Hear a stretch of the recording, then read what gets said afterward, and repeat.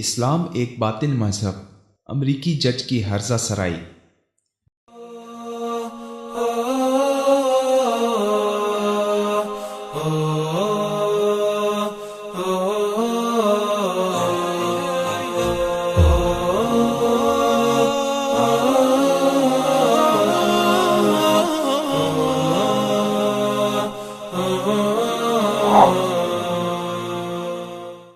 9/11 کے بعد ایک پوری امریکی نسل اسلام اور مسلمانوں سے نفرت اور خوف میں مبتلا ہو کر پروان چڑھی، جسے میڈیا اور امریکی حکومت کی طرف سے یہی باور کروایا گیا کہ اسلام دہشت گردی کا مذہب ہے اور ہر مسلمان دہشت گرد ہے۔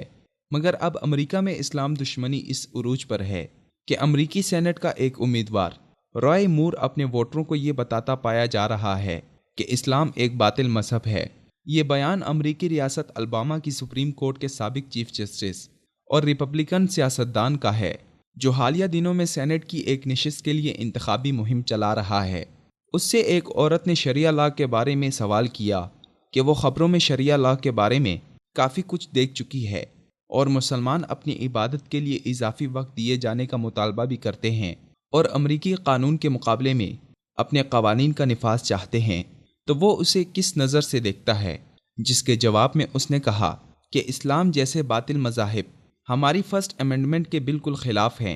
اور اسلام جیسے باطل مذاہب آپ کو عبادت کا طریقہ تک سکھاتے ہیں۔ یہ ہمارے قوانین کے برعکس ہے، جو کہ انسان پر عبادت کا طریقہ مسلط نہیں کرتے۔ اس نے مزید کہا کہ کانگریس کو کسی مذہب کے احترام میں قوانین ہرگز نہیں بنانے چاہیے اور نہ ہی مذہب پر آزادانہ عمل کی اجازت ہونی چاہیے۔ رائے مور اس بات سے شاید بے خبر رہنے کی کوشش کر رہا ہے کہ مسلمان امریکہ میں آبادی کا بمشکل 1% ہیں، جو کہ تقریباً 3.3 ملین بنتی ہے۔ اس کے باوجود اس قلیل تعداد نے امریکیوں کی اکثریت کو شریعہ لاء سے خوفزدہ کر رکھا ہے کہ کہیں مسلمان حکومت پر قبضہ کر کے ان پر یہ قوانین مسلط نہ کر دیں۔ مغرب شریعہ لاء کو موضوع بحث بنا کر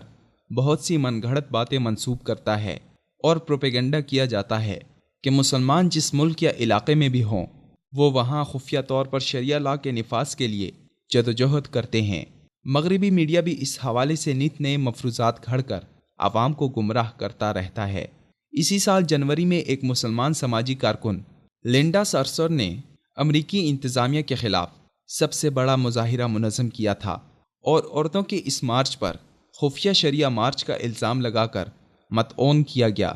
اس لیے مور کا اسلام مخالف بیان زیادہ حیرت کا باعث نہیں، مگر اسلام کی حقانیت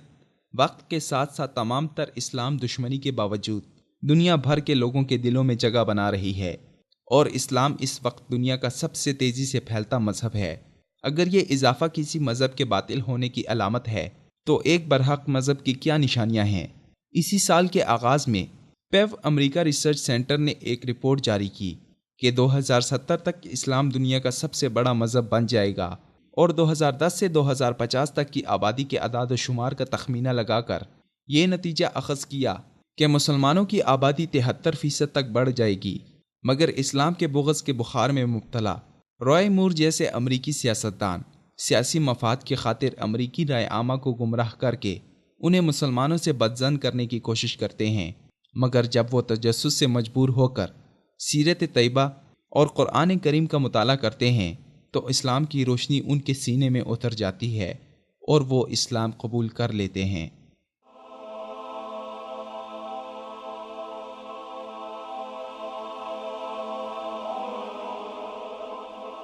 ایمان کی کرن، ہدایت کی شمع، وصال اردو۔